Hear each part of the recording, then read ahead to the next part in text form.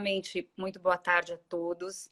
Para mim é uma grande satisfação dividir essa hora dessa live com você, nesse dia tão simbólico para todos nós que estamos no dia a dia do direito, advogados. Então, primeiramente, eu gostaria de agradecer, Ana, por essa oportunidade. Para mim é uma grande honra conversar com você, dividir com você esse assunto que, como você bem disse, é um assunto que sempre traz questões, traz dúvidas, né? E o nosso objetivo aqui, como nós já havíamos conversado, é trazer para as pessoas, para o público, esclarecimentos de forma bem didática sobre o que é um tipo de guarda, qual a diferença que tem entre elas, esclarecer, trazer um esclarecimento para o público, tá? Então, primeiramente, eu quero agradecer a você, como diria o nosso professor Marcos Coultre, né? Ele diria assim, que todo agradecimento, para ser válido, ele precisa ser público. Então, Ana, eu quero te agradecer imensamente por essa oportunidade. Eu estou muito honrada de estar aqui com você. Espero que seja a primeira de muitas outras que a gente possa fazer para levar essas informações para o seu público, tá bom? E também parabenizar... Imagina, eu que agradeço o convite, eu que agradeço você ter aceitado, porque não é todo mundo que gosta de dar as caras aqui no canal, não é todo mundo que aceita esse desafio, que para mim não deixa de ser um bate-papo entre amigas. Sempre falo que a maior, eu brinco sem falar, a maior qualidade de que uma pessoa, né, tem para fazer uma live é ser amigo, é se dispor a vir trazer o pouco que conhece ou muito que sabe também para o pessoal, para a gente conversar, tá bom? Certamente. Então, vamos que vamos. Mais uma vez, obrigada pelo convite e parabéns a todos os advogados que estão nos assistindo. Posso fazer um agradecimento a algumas pessoas que estão entrando aqui? Eu estou vendo a Daniela Colnag, uma grande amiga. Muito obrigada, Dani, pela tua presença na live. Um beijo a todos vocês que estão nos assistindo, viu? Vamos que vamos, então, Ana. Se hoje a gente for nomear todos os amigos que entram e dar parabéns nominal, a gente vai deixar a gente para trás. É verdade.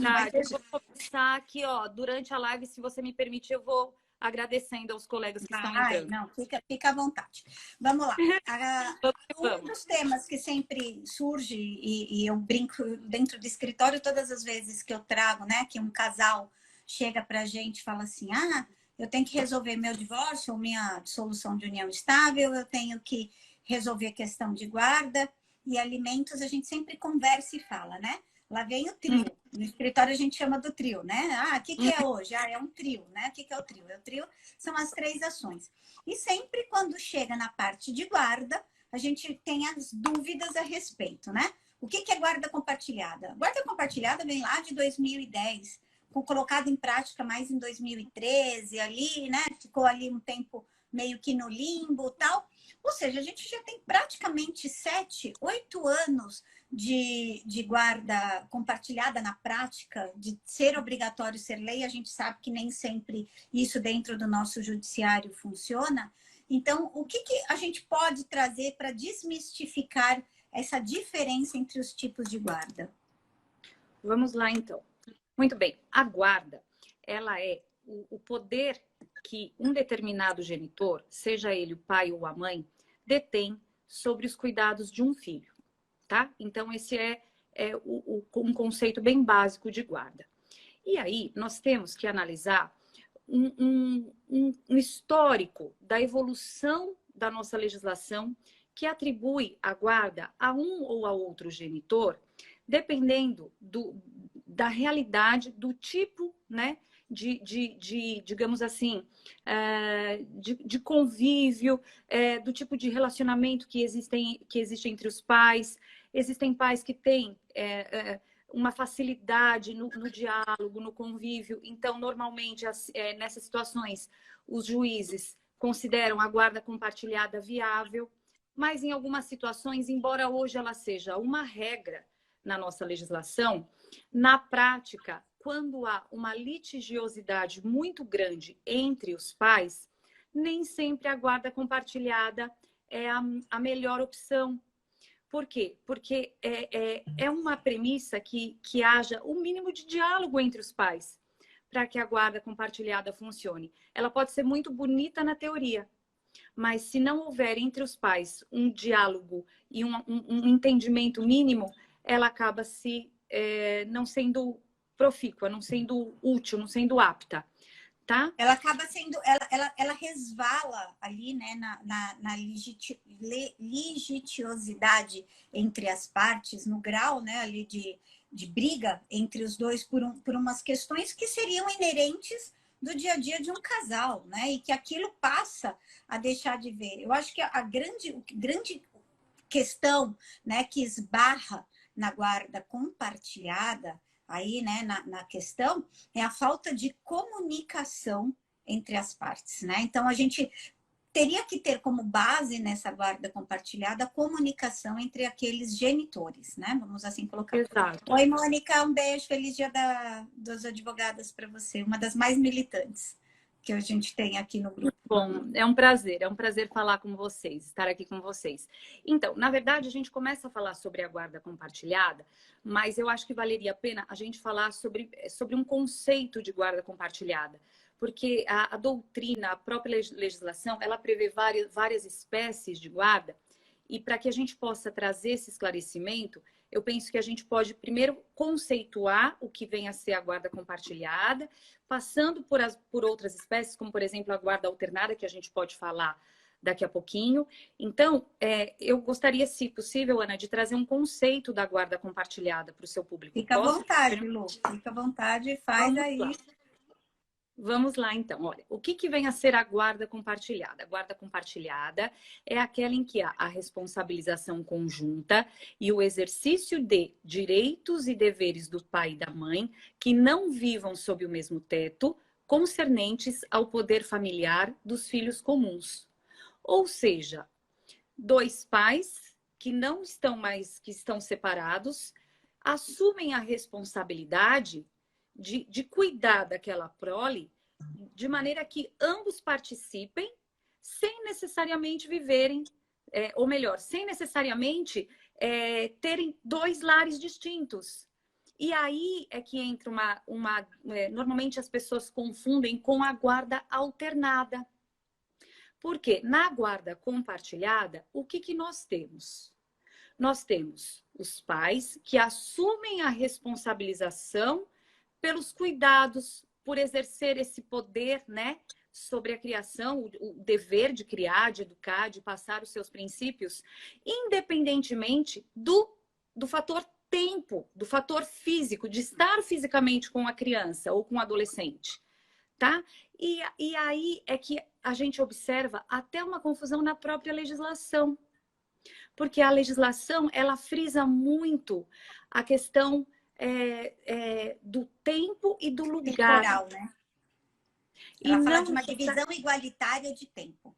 Ela fala de uma divisão da sensação de que... Então, ela dá a sensação de que o poder é seu enquanto você está com a criança e não sobre um todo, né? Da responsabilidade ser exercida independente se a criança está na sua posse, está junto com você, vivendo na sua casa ou não. Então, ele dá sempre aquela sensação, né? Quando ela fala de um poder igualitário, de tempo, dá a sensação de que você só teria responsabilidades enquanto a criança está com você. E aí a gente confunde com um regime de visitação, de convivência ali. Então, dá a sensação de que aquele pai que não tem, né, o domicílio fixo, ficaria prejudicado no seu poder familiar, porque ele não convive com aquela criança diariamente, né? É bem isso. Exatamente, exatamente. Então, hoje, por essa última legislação que fez alteração no nosso Código Civil, nós temos, em tese, como regra, a guarda compartilhada, que é essa, digamos assim, essa assunção conjunta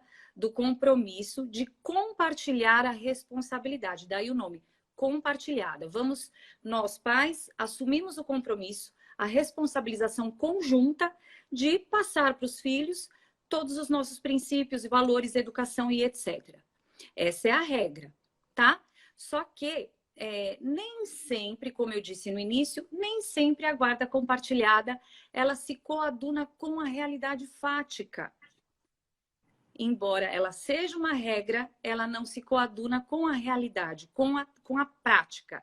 Por quê? Porque ela pressupõe, como eu disse, um bom relacionamento, um diálogo mínimo entre os genitores, o que nem sempre, infelizmente, acontece, né? Vide aí o número enorme, né, de casos de alienação parental. A cada 10 divórcios, nós temos aí um número de 8 casos, de 8 casais que passam por esse problema envolvendo alienação parental. É uma situação muito grave, né? Eu não sabia esse número, hein? A cada 10 divórcios, nós temos 8 casos de alienação parental. É muito grande. É absurdo isso, é 80%. É muito grande. Mas aí eu vou entrar até dentro de uma questão. Hoje, nosso judiciário, independente dele, a gente não tem mais como base para fixação de guarda ou não, eles estão levando como regra se o casal se dá bem ou não, entendeu? E é possível, até faz uns 2 meses, o STJ já lançou dizendo que, inclusive, cabe guarda compartilhada vivendo, inclusive, de países diferentes, o que dirá estados, cidades ou bairros diferentes.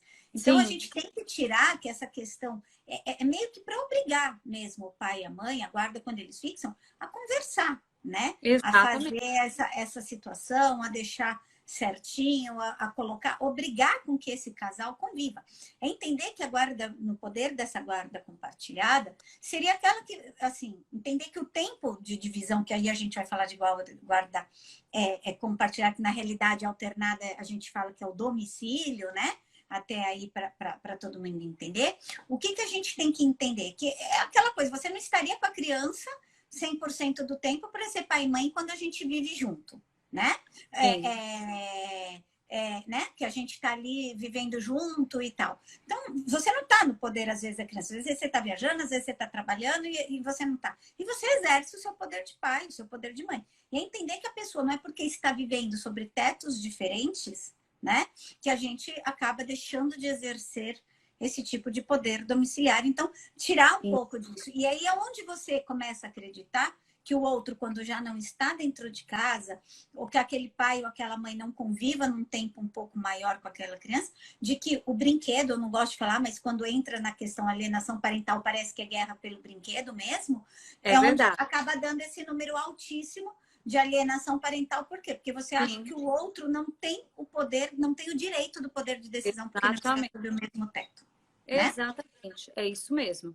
Inclusive, falando ainda um pouquinho sobre a questão da guarda compartilhada, ela vem, como eu disse no início da nossa conversa, ela vem passando, a questão da guarda, ela não tem ainda uma estabilidade legislativa. Nós temos, desde 77, a lei do divórcio, que estabelecia como parâmetro para a fixação da guarda a questão da culpa. Então, havia influência da culpa na fixação da guarda. Depois, com o advento do Código Civil, o legislador exclui essa questão da culpa, estabelece novos critérios. E aí nós tivemos algumas alterações posteriores. Em 2008, que inicialmente estabeleceu como prioridade a guarda compartilhada, observando-se o princípio do melhor interesse da criança e do adolescente, que inclusive é um fator que sempre é levado em conta nas decisões judiciais. A nossa deve ser, né? É o que deve ser. Exatamente. Então, o juiz, quando ele decide, e os tribunais, quando também, ou quando mantêm, ou quando revogam uma decisão, o que eles fazem? Eles estabelecem como parâmetro sempre o que é o melhor para aquela criança e para aquele adolescente, né? Esse princípio do melhor interesse da criança, inclusive, ele vem da nossa Constituição Federal, que tem como um dos seus fundamentos a dignidade da pessoa humana, né? Então, quando a gente fala em princípio do melhor interesse da criança, a gente busca esse assento na nossa Constituição Federal, que é a nossa dignidade, né? A dignidade da pessoa humana, e com base na Constituição, o magistrado, ele pode, embora hoje a guarda compartilhada pela lei seja obrigatória, tá? Ele é analisado caso a caso. Ele vai analisar caso a caso, sempre levando em consideração esse princípio. Então, esse princípio, ele é basilar, né, quando se fala em direito da criança e do adolescente e, sobretudo, nessas questões envolvendo guarda. Você trouxe duas coisas muito interessantes, né? Que coisas assim, até que não, quando traz o histórico, a gente não fala.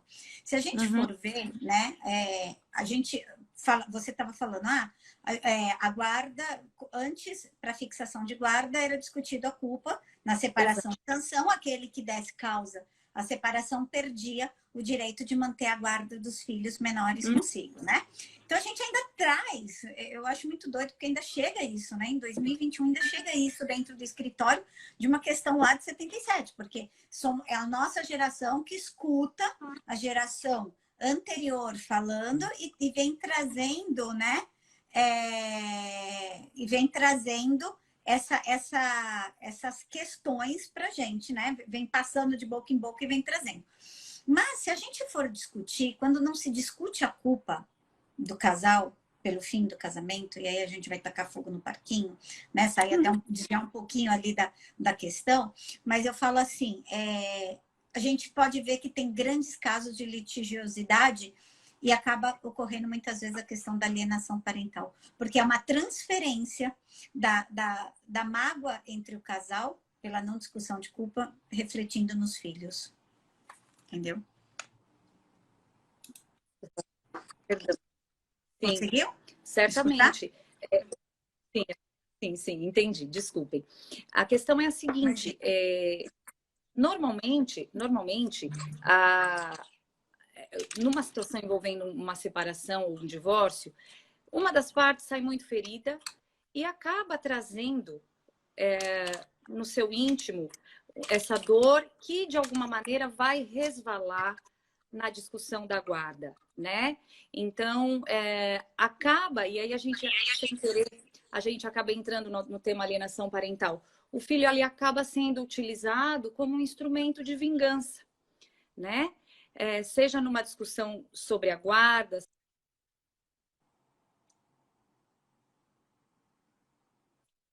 envolvendo a discussão de alimentos e etc, né?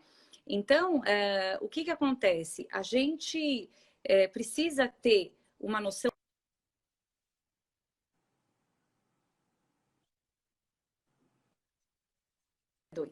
A gente precisa ter uma noção muito clara do que a lei estabelece, né? Do que, quais são as possibilidades que a lei estabelece para a fixação da guarda e qual é o melhor tipo de guarda que vai se enquadrar naquele contexto familiar, né? Se fala muito em guarda alternada e a guarda alternada traz algumas confusões, algumas dúvidas em relação à guarda compartilhada. Qual é a diferença da guarda alternada para a guarda compartilhada, né? A guarda alternada, ela é possível de ser estabelecida, mas no meu entendimento, ela não é benéfica. Ela não é benéfica para o menor, porque ela estabelece que esse menor, que essa criança ou adolescente, ele vai ter 2 lares.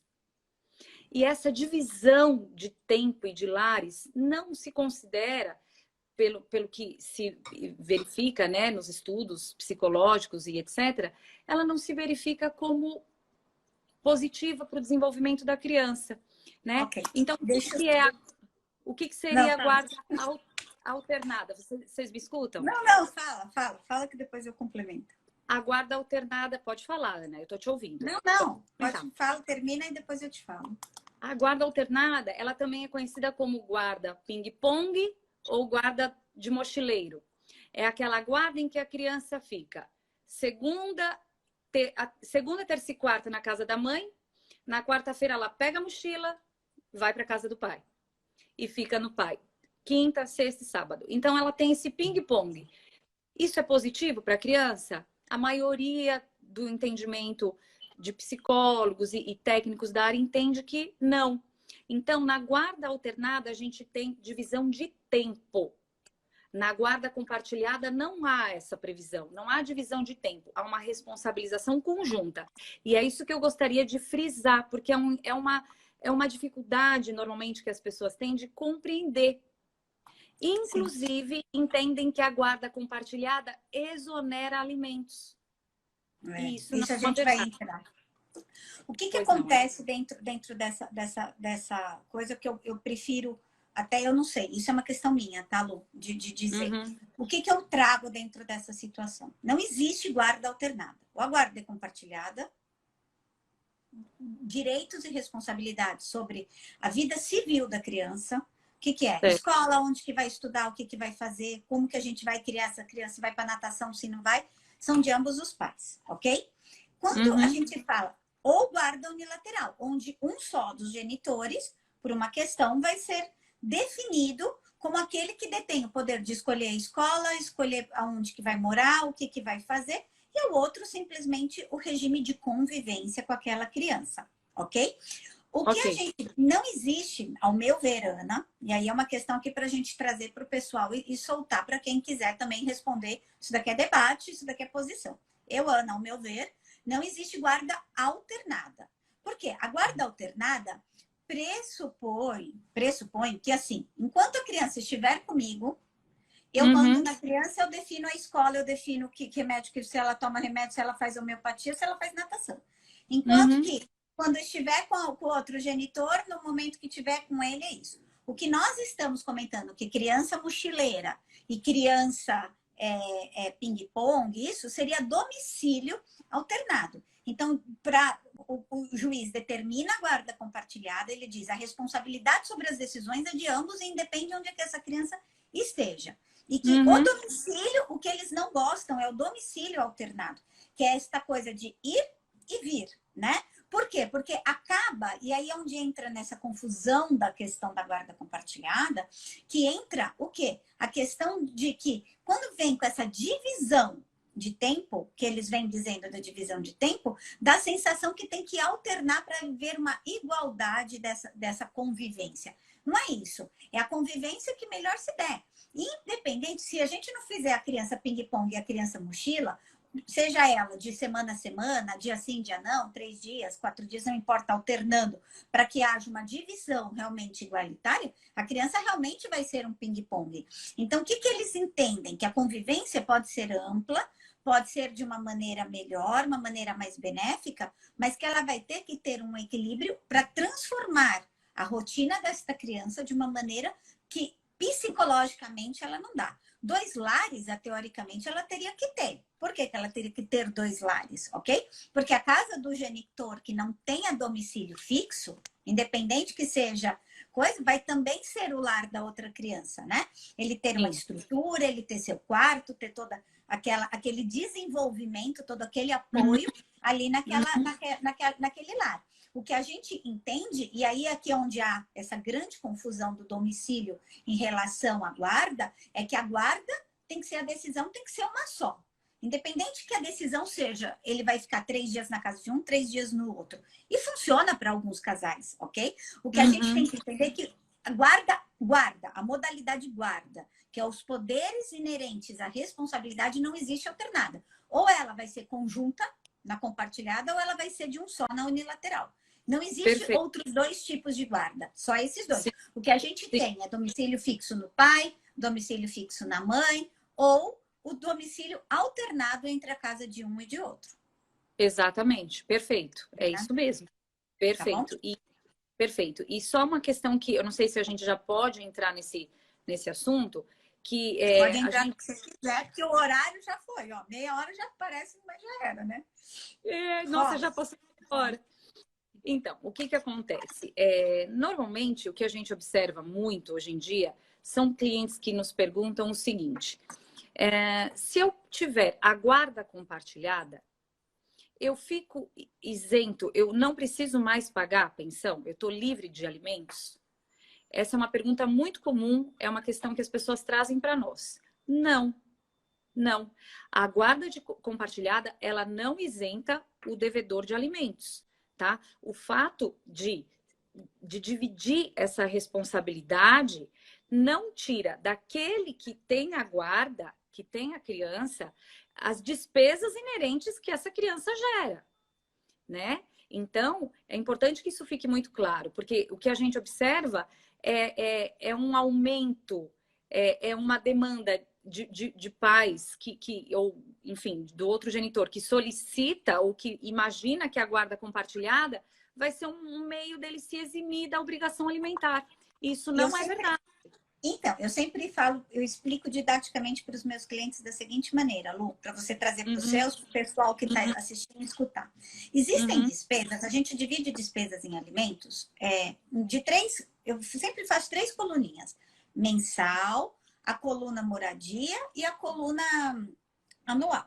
Na mensal, eu falo assim, a criança tem custo que ela vai ter morando com o pai, morando com a mãe, ou eu ainda sempre brinco, ou morando comigo, morando com a avó, morando com qualquer pessoa. Que a gente entra ali na escola, a gente entra no plano de saúde, nas atividades extras, naquele transporte escolar, entendeu? Toda aquela situação muito pontual que a criança, independe com quem ela mora, ela vai ter. Essas vão ser regras baseadas e a gente já vai partir de que um lado vai ter que pagar alguma parte e o outro, né? E o outro também. Aí na necessidade das crianças e na possibilidade de cada um. Agora, a questão da moradia, e aí eu sempre conto, eu dou um exemplo muito clássico. Depende muito se vai entrar ou não, computar ou não para essa guarda, né? Se isso vai ser levado em consideração para esses alimentos ou não, da seguinte maneira. Tudo depende se a gente faz uma guarda, um domicílio alternado. Tem casais, eu tenho casais que já fizeram e fazem isso e funciona na prática para eles, fizeram acordo e passou, ok? O que eu falo? Nesse caso, realmente, a criança fica uma semana na casa do pai, uma semana na casa da mãe, ali ninguém tem, o gasto está equilibrado de moradia. Sim. Então vai ter o quarto, vai ter alimentação, vai ter empregada, vai ter tudo. Mas eu falo assim, vamos colocar no regime clássico que a gente tem, que a gente nem gosta muito, que é aquele do qual que o pai pega sexta, sábado e domingo e mais uma quarta-feira no mês, tá bom? Todas as quartas-feiras ele pega a criança, então ele fica todas as quartas-feiras meio período lá, porque ele pega na escola e devolve no dia seguinte, a gente vai considerar então como 4 dias, a gente põe meio período, a gente considera 2 dias, ok? Como se fosse 2 dias no mês. Sexta-feira eu conto como meio-dia, apesar de não ser, mas a gente conta meio-dia. Então, mais 2 sábados e domingos, mais meia sexta-feira, a gente tem essa pessoa que tá lá com aquele filho 10 dias, ok? A gente chegou lá nos 10, 12 dias, estourando. Essa criança toma 2 banhos por dia. Na casa do pai, ela vai tomar 20 banhos. Ela está 20 dias na casa da mãe.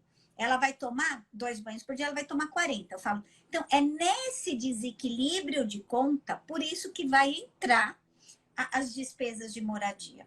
Então, só é tirado numa guarda compartilhada com domicílio alternado de dentro desta tabela, inibindo de um pagar para o outro, né? Um genitor tem que fazer esse ajuste de contas quando não houver despesas maiores de domicílio. Tirando isso, aquelas despesas da tabela mensal, anual, vão ter que ser ajustadas. Não significa que mora comigo que eu não pago conta. Você não vai pagar o lanche, não vai pagar o jantar daquele dia, mas você vai pagar as despesas fixas da criança. Por isso que não tira, é mito, é lenda. E uma ação também a gente tem que trazer. Não tem absolutamente nada a ver com a outra, ok? Justamente. Então, uma ação de guarda corre independente se o pai ganha 100, 200, contribui com 100, 200, 300 ou 1 milhão. Não importa se essa criança custa para esse casal 10 mil reais, 500 mil reais ou se custa 1.000 reais, não importa. A questão de guarda, o melhor interesse do menor, vai ser observado conforme o lar que apresentar maior equilíbrio psicológico para eles. Justamente. E na fixação de alimentos, sempre bom a gente fazer uma observação que hoje a fixação de alimentos, ela não é mais ela não é mais fixada, né? Os alimentos são fixados levando em consideração 3 critérios: a necessidade do alimentando, a possibilidade do alimentante e a razoabilidade. Nós já conversamos sobre isso, Ana. Eu acho importante que a gente, até numa próxima oportunidade, enfim, se a gente puder abordar o tema de alimentos, que eu sei que é um tema que você fala muito bem, né? Acho que valeria a pena. Então, quer dizer, alimentos, sempre levando em consideração esse trinômio, necessidade, possibilidade e razoabilidade. Guarda compartilhada não exonera alimentos, isso tem que ser analisado caso a caso, né? Pode até haver uma redução, mas é de acordo com o caso concreto, né? Sim, não adianta. Né? A nossa área da família ela é muito casuística, não existe um padrão, né? É importante que a gente tenha isso bem claro. Antes da gente entrar em guarda, falar um pouco de unilateral, até quando isso ocorre, quando não, deixa eu só trazer, né? 2 perguntas. A Liane perguntou onde que você encontrou informação sobre de casa 10 casais, 8 são, onde que ela acha esse percentual? Tá, então eu vou explicar para vocês. Eu tenho uma monografia que, inclusive, eu disponibilizo a vocês. Eu tenho uma especialização pela Escola Superior do MP e nessa especialização eu escrevi sobre aspectos penais da alienação parental. E quem fala muito sobre isso é a professora Maria Berenice Dias, que defende que a alienação parental poderia, inclusive, ser estudada sob o enfoque penal para que fosse tipificada como crime hediondo, dada a condição tão nefasta, a gravidade dos efeitos que causam a uma criança essa conduta da alienação parental.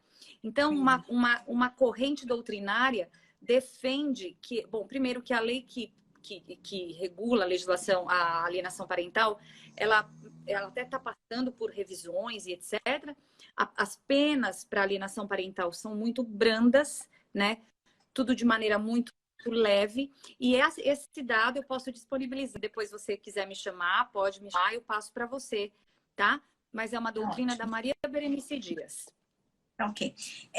E aí eu já vou, depois que eu ler, se você responder, eu vou só fazer um comentário a respeito de um tema da questão do que eu penso sobre alienação, para a gente entrar em guarda unilateral, que isso dá diferença.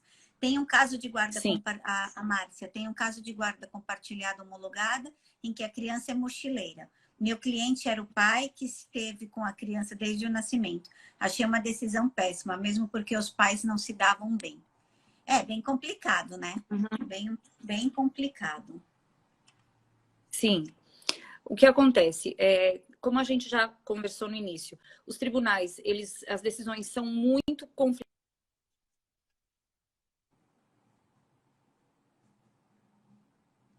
Tá travando? Não sei se é o meu ou dela. Vocês me escutam? Agora sim, fala. Desculpa. Então vamos. Melhorou. Então vamos lá. Hoje a tendência dos tribunais é considerar a necessidade para a fixação da guarda compartilhada, embora a lei preveja a sua obrigatoriedade, né? A previsão legal é bem expressa. Ela fala: a guarda compartilhada será fixada, será atribuída, mas a legislação, ou melhor, as decisões jurisprudenciais, elas oscilam no sentido sempre de colocar primeiro, como parâmetro, a prevalência do melhor interesse da criança e não necessariamente a fixação da guarda compartilhada em havendo uma litigiosidade muito grande entre os pais, tá? Então, e aí, com base em que o juiz vai decidir? Se a lei estabelece como regra, como obrigação a guarda compartilhada, e lá no tribunal há uma decisão contrária a isso, o juiz ele se baseia justamente naquele princípio do melhor interesse da criança que tem assento o quê? Constitucional. Então, ele puxa da Constituição o fundamento do princípio da dignidade da pessoa humana e estabelece o seguinte: embora a lei estabeleça como regra a guarda compartilhada, nós entendemos que, pelo princípio do melhor interesse da criança, essa guarda compartilhada tem que ser afastada, e aí a gente entra na guarda unilateral.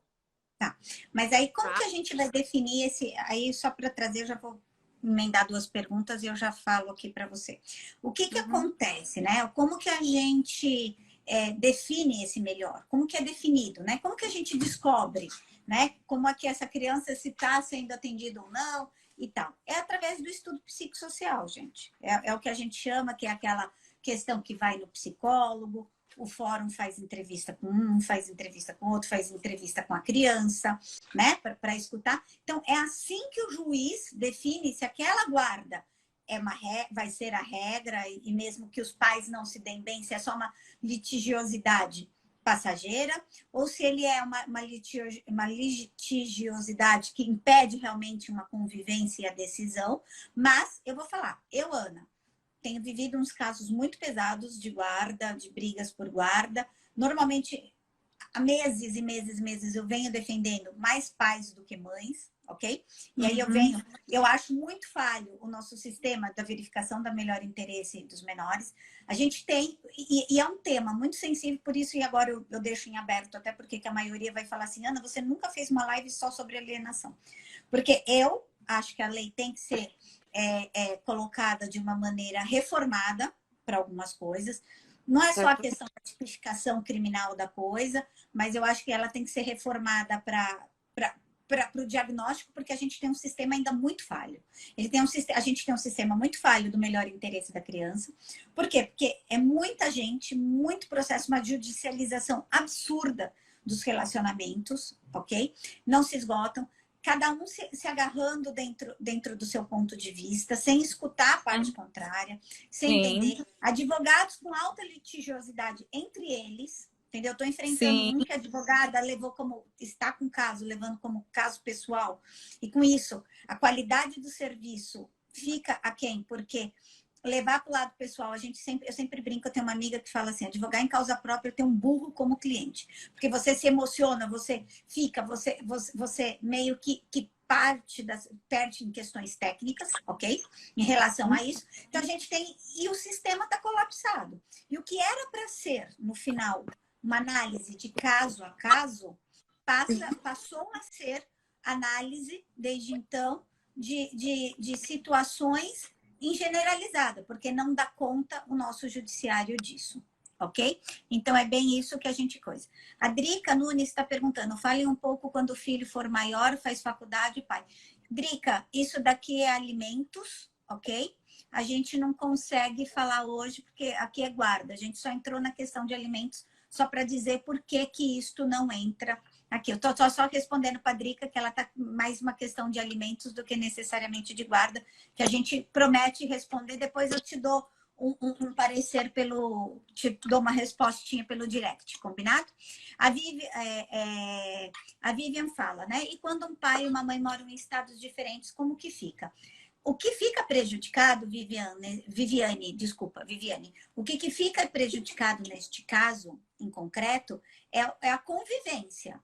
Mas o poder de decisão daquele pai poder estar com aquela criança, decidir a escola em conjunto, hoje em dia tudo é tudo feito tão no mundo virtual, isso não impede. Se vocês se dão bem, se tem um poder de fazer, por que não compartilhar esta guarda? O que é compartilhar guarda, gente? É ser responsável pelas alegrias, mas também pelos problemas que aquele filho causa, né? É aquela história que se deu certo, parabéns para os dois, mas se deu errado, a responsabilização fica sendo dos dois. Combinado? Deixa eu ver o que a coloca. Boa noite, concordo plenamente com o sistema falho. Lá, tem algumas lives gravadas sobre alimentos também, tá? Esqueci o nome dela, que falou para mim. Sobre Viviane também a gente fala alguma coisa. E sobre a Drica. Combinado? Pensão alimentícia tem bastante live guardada, é só procurar lá nos meus stories. E aí a Ana, gente chega e fala... Oi, não sei fala. se nós temos tempo para esse debate, mas eu gostaria até de propor para o seu público um debate a respeito da guarda compartilhada, da viabilidade da guarda compartilhada, quando os pais residem em estados ou municípios distintos. É isso O que que eles que estavam vocês... perguntando. É isso que elas estavam Então, o que... perguntando. Eu falando que eu acho que é extremamente possível. Na meu ver, é extremamente possível. Entendeu? Porque eu não acho que a decisão a respeito de onde meu filho vai estudar, do tipo de educação, religião, ele ser o genitor, né, ou a genitora, ser responsabilizado também junto comigo, escutar lá na escola, ter todo o acesso a essa informação dessa criança, depende do Estado. Se você quer, depende do outro, não depende de nada, depende de simplesmente você ter vontade. Olha que prazer, Andréia Zago, que está me devendo uma live, entrou, ó, que felicidade. Andréa, Então, isso tudo, né? Eu acho que é possivelmente, inclusive, de outro país, entendeu? Esse pai, esse genitor, essa mãe, essa genitora que vive em outro estado, que não mesmo da criança, que ela não consegue a convivência de fins de semana alternados, a convivência semanal, mas hoje em dia é garantido, inclusive na pós-pandemia, a convivência, inclusive virtual, dessa criança, com visitas virtuais de uma hora de bate-papo, acesso a esta criança. E por que não a guarda compartilhada não ser feita através disso? Você também é a favor ou você é contra? Olha, eu penso o seguinte, eu penso que o tempo que se dedica, o convívio daquele pai com o seu filho é um fator que a gente precisa considerar como um elemento, importante na formação dessa criança. Então, quando eu falo para você, quando eu te questiono, quando eu trago essa discussão para a nossa conversa, eu quero provocar uma reflexão. Será que os meios que nós temos hoje, os meios tecnológicos, né, de diálogo, de comunicação, eles suprem essa necessidade, né, dessa participação efetiva, no caso do pai que não tem o contato, né? Eu particularmente, eu penso que não. Então, no meu entendimento, a guarda compartilhada num contexto como esse, em que os pais residem em estados distintos, pode, não como regra, tá? Porque isso é muito casuístico, mas ele pode trazer um prejuízo, sim. Por quê? Porque esse pai ele não vai ter o convívio, ele não vai ter o contato, ele vai ficar refém de um contato meramente digital. Será que isso é o suficiente para a formação, até mesmo para a criação de um vínculo? Né? Mas aí eu acho que conviver aqui para mim isso não deixa de ser convivência. O estabelecimento do vínculo a distância, óbvio que nunca será, né? Aquele o mesmo. Mas isso eu não acho que tire a responsabilidade dele e acho que traz até a uma chamando ele à responsabilidade da necessidade da convivência, que não é só tomar as decisões, não é só acompanhar a distância, né, dessa convivência. Sim. Mas às vezes não consegue fazer isso, às vezes por uma questão de trabalho, às vezes a oportunidade de vida, morar fora do outro país. Nunca vai ser a convivência, a criação não é a mesma, o estabelecimento do vínculo não é o mesmo. Mas isso não tira desse pai o direito, né, de estar a par da sua vida, da vida do seu filho, assim como Sim. não tira a responsabilidade dele também, mesmo que à distância, responder pela criação. Porque ele pode muito bem, né, estar distante, mas estar presente da maneira que ele consegue.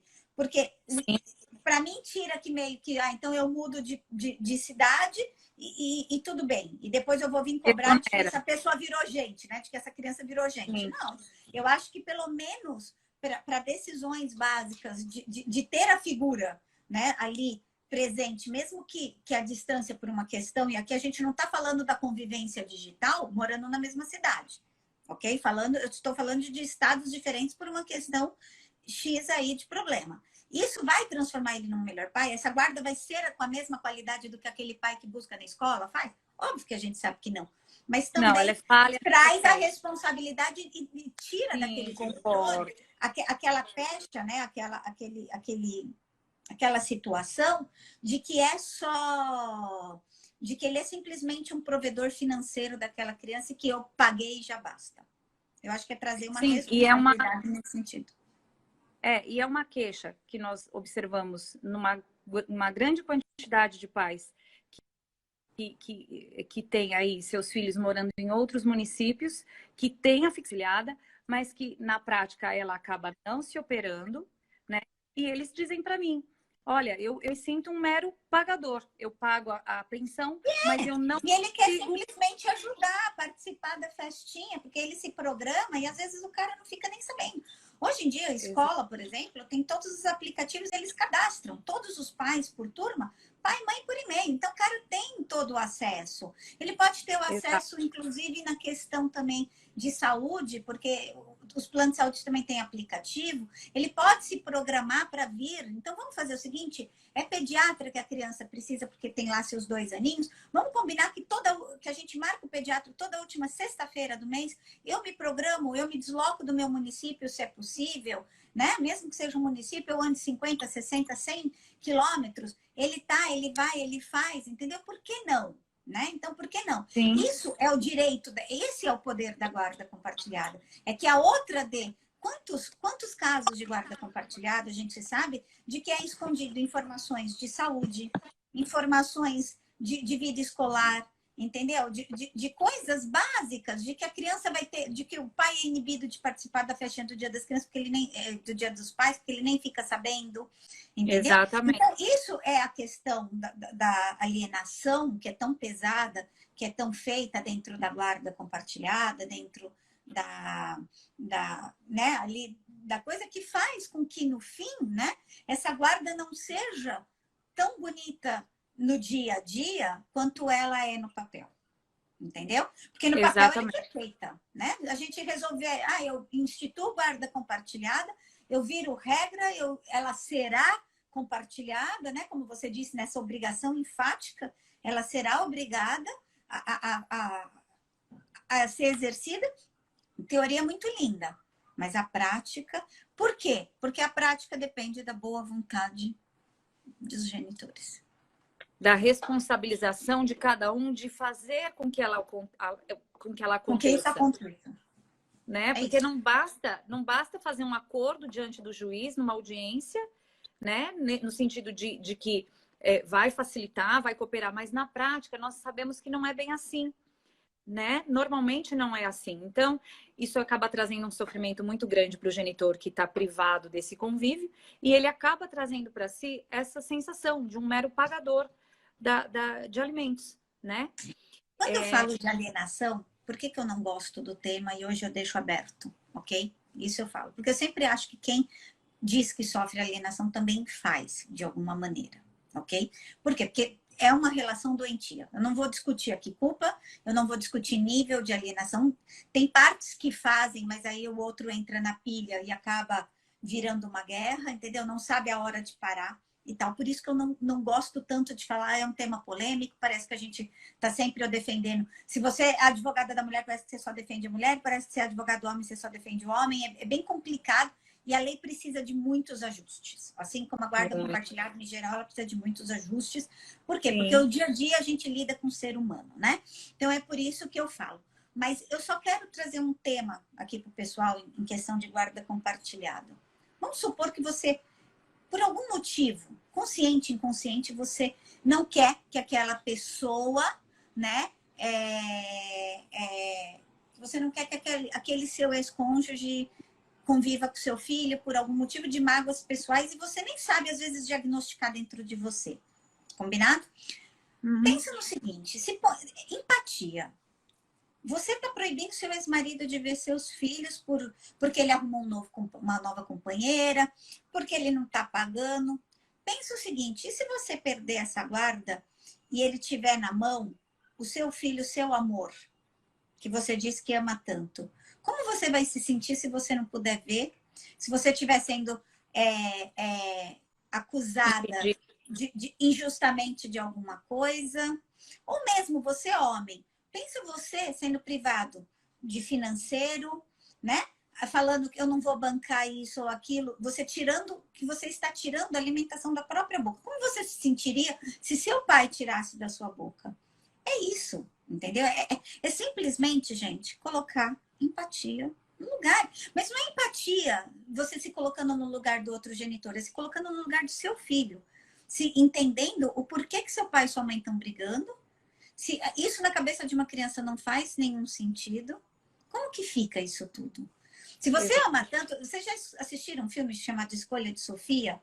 Que ela tem que escolher entre o filho 1 ou o filho 2?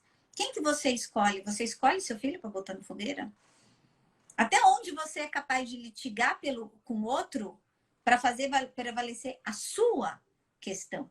E todas as questões de guarda, gente, dificilmente é o melhor interesse da criança que vai prevalecer. É o interesse daquele genitor que está causando.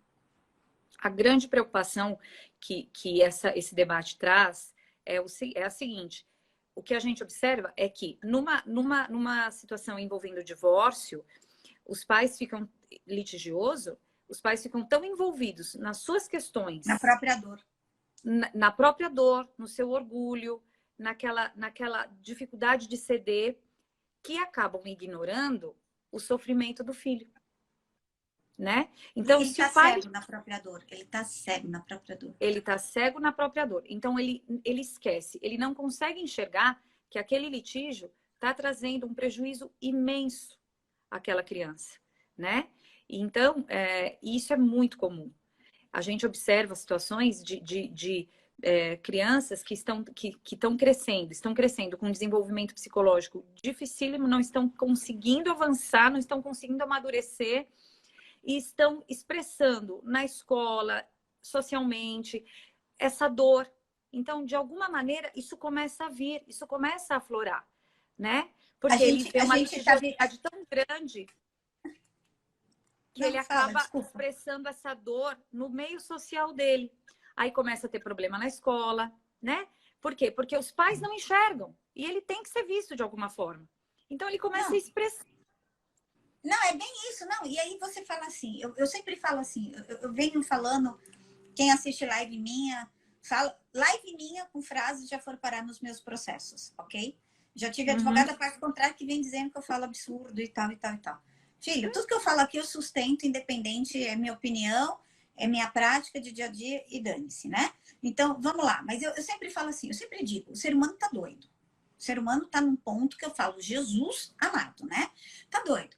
Aí você vai falar assim, quem são os meus clientes? Eu vou perguntar para você, André.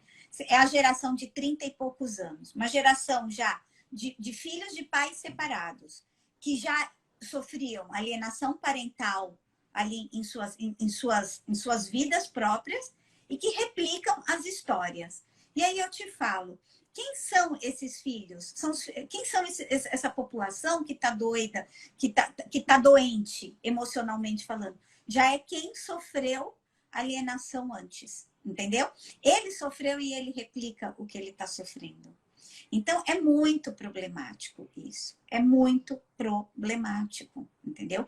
Deixa eu só colocar uma coisa que a Andréia Zago está trazendo. Ela diz que ela é a favor da convivência, da guarda compartilhada em estados, e ela está colocando assim, ou pior, se a genitora que aliena vem a falecer, como deixar a criança com um pai que foi alienado? Sofrimento dobrado para esse pequeno, para esse menor. É ou não é? Exatamente. Porque ele vai ser criado pelo monstro. E é uma coisa, eu vou falar uma coisa, Andréia. Você sabe que eu nunca tinha, assim, ou tinha, mas também me passou, pensado, né? Por quê? Porque eu tô numa guarda unilateral, brigando lá no processo. Venho a falecer por um Covid, ok? De um dia para o outro. Morro, tenho um infarto fulminante. O que o judiciário vai pegar essa criança? Quem é o outro genitor? O fulano.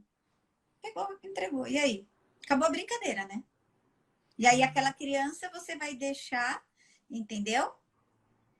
A criança, ela acaba sendo exposta a um sofrimento triplicado. Ela perdeu a mãe, ela está indo conviver com um pai que ela morre de medo, não tem vínculo, não criou vínculo, né? Então é muito delicado. Essa questão envolvendo alienação parental, ela é realmente assustadora e ela causa, assim, danos gravíssimos. O grande problema que a gente observa no direito de família, envolvendo nessa questão com criança e adolescente, que eu observo no dia a dia, na rotina, é a impressão que os pais têm de que aquilo que está acontecendo, aquela briga, aquele desentendimento, a falta de um bom diálogo entre eles não prejudica o filho.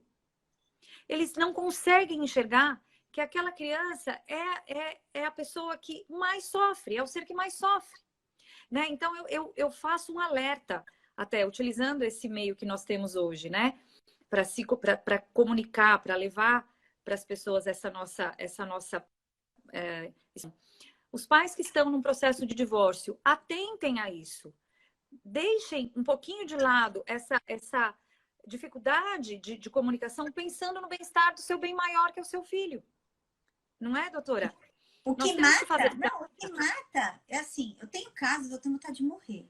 Entendeu? Eu não sei se sou eu, se eu já tinha consciência ou não, e eu falo aí até do meu caso, eu nunca falei mal, mesmo que eu pensasse mal do meu ex-marido para minha filha, ok? Nunca comentei uma coisa de processo. Ela pode escutar de 1000 processos contra outros, mas não vai escutar nunca sobre o meu processo de divórcio com ele. Quantos clientes falam as coisas na frente das crianças? Contam dos processos na frente das crianças. Falam mal dos pais na frente das crianças. E assim, contam para crianças. As crianças sabem detalhes com 10 anos, com 7 anos, com 8 anos, que tem estagiário de direito que não sabe. Entendeu? E aí, o que fica na cabeça da criança?